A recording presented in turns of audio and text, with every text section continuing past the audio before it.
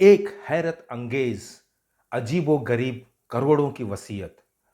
और उस वसीयत के वारिस ने जब उस वसीयत को अपने नाम करने की कोशिश की, अपने तरीके से उसे अपने नाम करने की कोशिश की, तो शुरू हुआ मौत का तांडव। एक के बाद एक खून होते गए। आखिर कौन था ये कातिल? क्या था उसका मकसद इन कत्ल के पीछे? क्या थी उसकी चाहत कि उसका एक ही मकसद बन गया, एक और खून। आज हम बात करने वाले हैं सुनील कुमार चक्रवर्ती सीरीज की नॉवल नंबर 44 के बारे में। और यह नॉवल है एक छोटी सी मर्डर मिस्ट्री। क्यों है ये छोटी सी मर्डर मिस्ट्री? क्योंकि इसके पन्ने हैं 1, 2, 3, यानी कि 123। बस। तो क्या है एक खून और नॉवल की कहानी? आइए इसके प्लॉट के बारे में बात करते हैं। हुकुमचंद जायसवाल एक बहुत बड़े इंडस्ट्रियलिस्ट थे। अपना कहने के लिए उनके पास जो थी वो थी उनकी दो भतीजियां, माया जायसवाल और सरिता जायसवाल। इसलिए जब उनका इंतकाल हुआ तो उन्होंने जो वसीयत बनाई थी उस वसीयत के मुताबिक सारी जायदाद माया और सरिता के नाम जानी थी। और ये पूरी जो जायदाद थी शेयर्स के रूप में थे। अब ये वसीयत तो उन्होंने इन दोनों के नाम कर दी, लेकिन उन्होंने इसमें एक शर्त रखा, एक अजीबोगरीब शर्त रखा कि ये वसीयत, ये जो शेयर्स हैं, इन दोनों भतीजियों के नाम तब ट्रांसफ़र होगा जब वे जायसवाल इंडस्ट्रीज के ही किसी एम्प्लॉई के साथ शादी करेंगी। अगर उन्होंने किसी बाहर वाले के साथ शादी किया तो ये वसीयत से उनको एक पैसा नहीं मिलने वाला है। ये एक टेढ़ी शर्त उन्होंने अपने वसीयत में डाल दी। अब उन्होंने ये इसलिए किया था क्योंकि वे अपनी जो कंपनी थी उसको बचाना चाहते थे। ऐसा नहीं होना चाहिए था कि ये दोनों जो भतीजियां हैं उनकी, वो अपने अपने शेयर्स बेच के पैसा लेके और फिर बाद में कंपनी को छोड़ दें। इससे उनकी कंपनी को नुकसान भी हो सकता था। वे अपने बाद भी उस कंपनी को चाहते थे कि वो कंपनी अच्छे से चले, इसलिए उन्होंने ये शर्त रखी थी। अब लेकिन जो उनकी आने वाली जनरेशन थी, जो माया और सरिता, उनके दिमाग में कुछ और ही चल रहा था। अब जहाँ तक सरिता का सवाल है, उसने तो इस शर्त को पूरा कर दिया था। उसने एक ऐसे इंसान से शादी की थी जो जायसवाल इंडस्ट्रीज का प्रेसिडेंट था। उनका नाम था शांति स्वरूप। अब माया जो थी, माया की मंगनी हुई थी एक इंसान से जिसका नाम था अविनाश। वो भी जायसवाल इंडस्ट्रीज में काम करता था। लेकिन जैसे ही हुकुमचंद साहब के मौत हुई, उनका इंतकाल हुआ, तुरंत ताबड़तोड़ शांति स्वरूप ने अविनाश को नौकरी से निकाल दिया, क्योंकि वो उसे फूटी आंख नहीं सुहाता था। कुछ ना कुछ उसमें उसको कुछ ऐब नज़र आता था, इसलिए उसको प्रेसिडेंट होने के नाते उसने अविनाश को निकाल दिया। अब बात ये आ गई कि जब अविनाश नौकरी पे नहीं है जायसवाल इंडस्ट्रीज में, तो माया जब उससे शादी करेगी तो सारी जायदाद उसके नाम पे नहीं जाएगी। तो माया ने एक प्लान बनाया पूरी जायदाद को अपने नाम करने के लिए। उसने एक इश्तिहार दिया शहर के अखबारों में और उसने इनवाइट किए मेल कैंडिडेट्स को। और जब वो मेल कैंडिडेट वहाँ पर आता है तो वहाँ पर वो उसको पूछताछ करती है, उसके बैकग्राउंड के बारे में जानती है। और जो जॉब ऑफ़र वो देती है, वो कहती है कि ये जो जॉब ऑफ़र ऐसा है कि तुमको मेरा पति बनना होगा 3 महीने के लिए। 3 महीने के बाद, शादी के 3 महीने के बाद तुम मुझे तलाक दे दोगे और बदले में मैं तुम्हें 25,000 रुपये दूंगी। अब ये 1970s की बात है। उस समय 25,000 रुपये काफ़ी बड़ा अमाउंट हुआ करता था। तो ये ऑफ़र वो देती है और इसके लालच में आकर गिरीश नाम का एक बंदा जो है वो उसका पति बनने के लिए तैयार हो जाता है। लेकिन किसी ने नहीं सोचा था कि ये गेम जो शुरू हो रहा है आगे चलकर ये एक बहुत ही ड्रामेटिक टर्न लेने वाला है। अब यहाँ पर सुनील साहब की एंट्री कैसे होती है? हमारे जो हीरो हैं सुनील कुमार चक्रवर्ती, ब्लास्ट के जो चीफ रिपोर्टर, उनकी एंट्री कैसे होती है? तो उनको जब खबर मिलती है कि जायसवाल इंडस्ट्रीज़ का जो वसीयत है वो माया जायसवाल के नाम पर ट्रांसफ़र हुई, अब वो इसकी मालकिन बनने वाली हैं, तो वो उनका इंटरव्यू लेने के लिए उनके घर पहुंचता है और अपने स्टाइल में वो छेड़छाड़ में वो माया से बात करता है और अपना परिचय ठीक ढंग से नहीं देता है। अब माया जायसवाल भी उसको समझ लेती है कि ये एडवर्टीज़मेंट दे के आया है मेरे से मिलने के लिए, और ये उससे उल्टा उसका इंटरव्यू लेना शुरू कर देती है। तो सुनील भी खेलता है, अपना रियल परिचय नहीं देता है और वो अपने आप को बेरोज़गार इस तरह का इंसान बताता है। तो ये ऑफ़र दे देती है उसको कि ठीक है, मैं तुम्हें 25,000 रुपये दूंगी, तुम्हें 3 महीने के लिए मेरा पति बनना होगा। अब ये सुन के वो चौंक जाता है कि ये क्या ऑफ़र दे रही है मुझे। तो बाद में वो रिवील करता है कि वो इस ऑफ़र में इंटरेस्टेड नहीं है और वो बताता है कि वो ब्लास्ट की तरफ से आया है और वो उनका इंटरव्यू लेना चाहता है। तो इससे थोड़ा सा माया के मन में थोड़ा सा लगता है कि अरे ये तो टाइम वेस्ट हो गया है। तो बोलती है कि अभी मैं बहुत बिज़ी हूँ, अभी मैं आपका इंटरव्यू नहीं दे सकती आपको। तो बोलता है कि तो मैं कब आऊँ? तो बोल देते कि ठीक है, आधी रात को आओ, आधी रात को मैं तुम्हें अपना इंटरव्यू दूंगी। तो सुनील इसको सीरियसली ले लेता है और बोलता है ठीक है, मैं पहुंच जाऊंगा आधी रात को, और वो वहाँ से निकलता है। उसी दौरान वहाँ पर गिरीश नाम का एक किरदार आता है एडवर्टीज़मेंट देखकर, और वो जॉब के इंटरव्यू के लिए अंदर जाता है। सुनील से उसकी टक्कर हो जाती है ऑन द वे और वो अंदर जाता है। अब सुनील आधी रात को वापस लौटता है उस बंगले पे।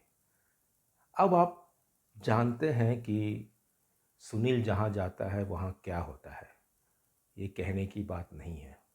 आप सभी इस पर्टिकुलर सुनील के किरदार से वाकिफ़ हैं और होता भी वही है। सुनील आधी रात को करीब 11:15 बजे वो बंगले में एंट्री करता है, क्योंकि दरवाज़ा खुला हुआ था, और देखता है कि फर्श पर माया जायसवाल की लाश पड़ी हुई है।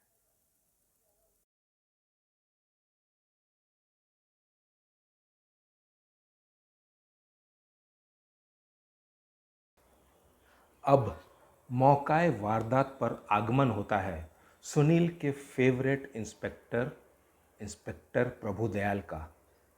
अब इंस्पेक्टर प्रभुदयाल फिर से एक बार अचंभित हो जाते हैं कि जिस भी मर्डर केस के लिए वे पहुंचते हैं वहां सुनील पहले से ही मौजूद रहता है। ये क्या इत्तेफाक है कि जहां डेड बॉडी है वहां सुनील का होना लाजमी है। लेकिन वे भी जानते हैं कि सुनील मुजरिम नहीं है, वो कत्ल नहीं कर सकता है। लेकिन जिस तरीके से वे पूछताछ करते हैं, सुनील को हमेशा सतर्क रहना पड़ता है और सोच समझकर जवाब देना पड़ता है। झूठ भी वो बोलेगा लेकिन वो सोच समझकर बोलेगा। तो यहाँ पर भी प्रभुदयाल को अचंभा होता है कि ये लेडी ने उसे 12 बजे रात को इंटरव्यू के लिए बुलाया था। तो सुनील बोलता है कि यही सच है, और अगर वो मुझे माउंट एवरेस्ट पर भी बुलाती इंटरव्यू के लिए तो मैं वहाँ भी जाने के लिए तैयार था। तो इंस्पेक्टर प्रभुदयाल अपने हिसाब से पूछताछ शुरू करता है और सुनील से सारी इन्फॉर्मेशन लेता है। अब सुनील जो है इस पूरी कहानी के तह तक जाना चाहता है कि कौन है आखिर कातिल। अब सुनील कुमार चक्रवर्ती आदत से मजबूत अपने लेवल पर इन्वेस्टिगेशन शुरू करता है। उसकी नज़र में कुछ सस्पेक्ट्स हैं। पहला सस्पेक्ट है शांति स्वरूप, सरिता का पति और जायसवाल इंडस्ट्रीज़ का प्रेसिडेंट। अब उसके पास क्या मोटिव है कि अगर माया रास्ते से हट जाती है तो उसके हिस्से की जायदाद सरिता के नाम पे चली जाएगी और सरिता जो है पूरे जायदाद की मालकिन बन जाएगी और चूँकि शांति स्वरूप उसका पति है तो उसे भी उसका बेनिफिट अवश्य मिलेगा। दूसरा सस्पेक्ट है गिरीश, जिसने माया का पति होने का जॉब एक्सेप्ट किया था। अब जैसे ही माया का कत्ल होता है वो लापता है, वो भागा फिर रहा है, छिपता फिर रहा है, सामने नहीं आ रहा है। तो क्या वो कुछ छिपाने की कोशिश कर रहा है? वो एक सेकंड सस्पेक्ट आ जाता है। थर्ड सस्पेक्ट जो जिससे सुनील टकराता है वो है गिरधारी लाल। गिरधारी लाल जो है सिग्मा एक्सपोर्ट्स में एक पार्टनर है और दूसरा जो पार्टनर था उसका वो थे हुकुमचंद जायसवाल। अब हुकुमचंद जायसवाल की मौत के बाद ये कंपनी का शेयर चला गया माया जायसवाल के नाम पर। अब माया जायसवाल को मालूम नहीं है कि सिग्मा इंडस्ट्रीज़ नाम की भी कोई कंपनी है और वो इंटरेस्टेड नहीं है ये सब चीज़ों में। तो सुनील को पता चलता है कि जिस रात माया जायसवाल का खून हुआ था उस रात अर्जेंटली गिरधारी लाल ने अपॉइंटमेंट लिया था फ़ोन करके माया से मिलने का। तो क्या गिरधारी लाल माया से मिलने गया था? क्या वो आखिरी शख्स था जो माया से मिला जिसके बाद माया का कत्ल हो गया? तो गिरधारी लाल भी शक के दायरे में आता है। अब नेक्स्ट जो इंसान इस केस से जुड़ा हुआ है वो है अविनाश, जो माया का मंगेतर है। अब उसके पास क्या मोटिव हो सकता है माया का खून करने के लिए, या क्या वो उसके पास भी है मोटिव? ये तो सुनील जब तफ्तीश करेगा, जब उसका इन्वेस्टिगेट करेगा, तब उसे समझ में आएगा। अब सुनील को इन सब जो सस्पेक्ट्स हैं उनके पीछे लगना है और कातिल को पकड़ना है, लेकिन कातिल को पकड़ने से पहले दो खून और हो जाते हैं और एक खून तो सुनील के फ्लैट पे ही हो जाता है। कौन है ये दो लोग जिनका कत्ल हुआ और कौन है ये कातिल जो कत्ल पे कत्ल किए जा रहा है? क्या है उसका मकसद? क्या हासिल करना चाहता है वो? क्यों वो कत्ल कर रहा है? क्या छिपाना चाहता है? उसको क्या फ़ायदा होने वाला है? ये सब सवालों के जवाब के लिए सुनील को मुस्तैदी से काम करना होगा और उस कातिल तक पहुंचना होगा, इससे पहले कि वो कोई और कत्ल प्लान कर सके या इससे पहले कि वो कोई और कत्ल को अंजाम दे सके। तो कैसे सुनील पहुंचेगा इस कातिल तक? कैसे उसके चेहरे से नकाब हटाएगा और उसको दुनिया के सामने पेश करेगा एक कातिल के रूप में? ये पूरी कहानी उसके ऊपर बेस्ड है। एक खून और नावल में जो मुझे खामी लगी वो ये कि नावल का लेंथ बहुत छोटा है, क्लाइमैक्स बहुत जल्दी आ गया। इस कहानी को और खेला जा सकता था, सुनील को और प्रॉब्लम्स में डाला जा सकता था, उसके दिमाग का और इस्तेमाल किया जा सकता था जिससे कि कहानी और रोचक बने, सस्पेंस को और बिल्डअप किया जा सकता था, कातिल के थ्रू कुछ और काम करवाया जा सकता था जिससे पेच और फंस जाते और फिर पढ़ने का रोमांच और बढ़ जाता। लेकिन यहाँ पर एकदम अचानक से ही कातिल को रिवील कर देते हैं और कातिल पकड़ा जाता है। ये एक खामी मुझे लगी जो काफ़ी पाठकों को लगी है, जो जिन्होंने इस नावल को पढ़ा है उन्हें भी शिकायत है कि बहुत छोटी नावल है और वो जल्दी ख़त्म कर दिया, मज़ा नहीं आया। तो ये खामी मुझे लगी। अगर आपने ये नावल पढ़ी है तो क्या आपको भी ये खामी लगी?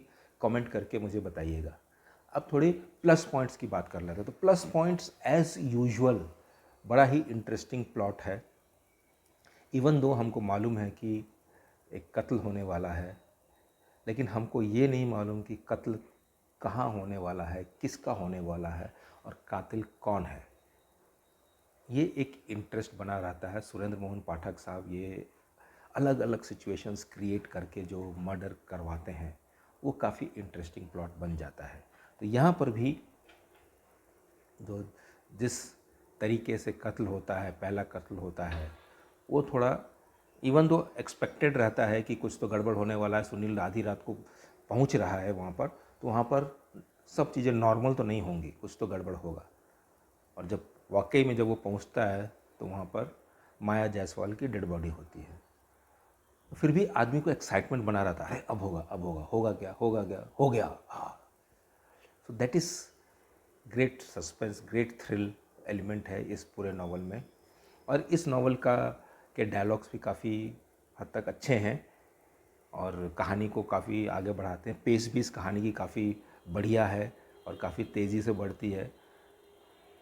बट यही है कि थोड़ा ज़्यादा ही छोटा हो गया है। अगर ये 200 के पेज के करीब होता ये नावल तो और आनंद आता है इसको पढ़ने के लिए। तो आज के वीडियो में इतना ही। अगले वीडियो में फिर मुलाकात होगी एक और सस्पेंस थ्रिलर नावल के साथ। तब तक के लिए पढ़ते रहिए और रोमांचित होते रहिए।